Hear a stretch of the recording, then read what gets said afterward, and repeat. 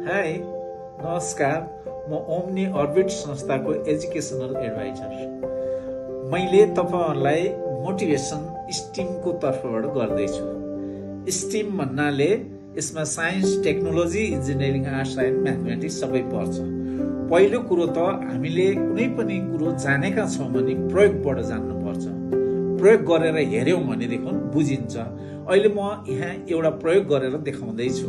के त भन्दाखेरि हामीले यो दिमाग कहिले उज्यालो हुन्छ, कहिले अँध्यारो हुन्छ, कहिले पढ्न मन लाग्छ, कहिले पढ्न मन लाग्दैन। कारण के हो त?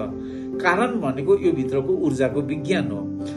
हामीमा अँध्यारो र उज्यालो हुनुको कारण म यहाँ देखाउँदैछु। हामी भित्र मन छ। हाम्रो दिमागमा एउटा बुद्धि छ, एउटा मन छ। मन के हुन्छ? अँध्यारो हुन्छ। बुद्धि के हुन्छ? उज्यालो हुन्छ। हाम्रो मन र बुद्धिमा कुन सशक्त छ त? यहाँ हेरौँ है त। यहाँ हेर्दाखेरि अघिको कालो र जुन सेतो थियो अहिले पुरै सेतो भएर आयो भनेपछि कालो कहाँको त? कालो त हरायो, बुद्धि अगाडि आयो। भनेपछि दिमागलाई हामीले पुरा इनर्जी दियौं भनेदेखि दिमागमा गतिशील हुन्छ र त्यो गतिशील दिमाग उज्यालो हुन्छ। उज्यालो दिमागले सबै कुरो देख्छ।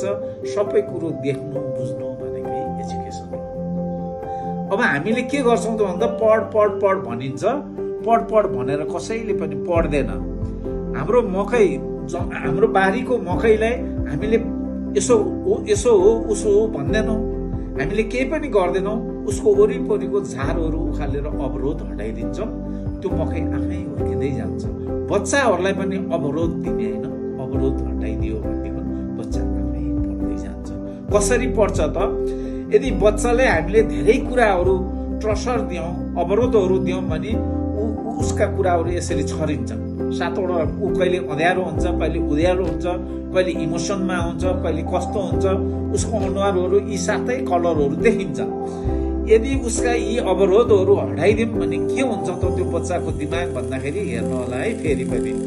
फेरि पनि त्यो बच्चा उज्यालो मात्रै हुन्छ। त्यो बच्चालाई सम्झाउने बुझाउने भन्दा पनि सहयोग र साथ दिने हो। सहयोग र साथ दियो भने भित्रको इनर्जी एकदमै इनलाइटमेन्ट हुन्छ। उनले फेरि सबै कुरो बुझ्न सक्छ। बच्चाले पढ्ने भनेको उसको दिमागलाई बुझ्ने बनाउने हो। बुझ्ने बनाउने भनेको एनर्जेटिक बनाउने।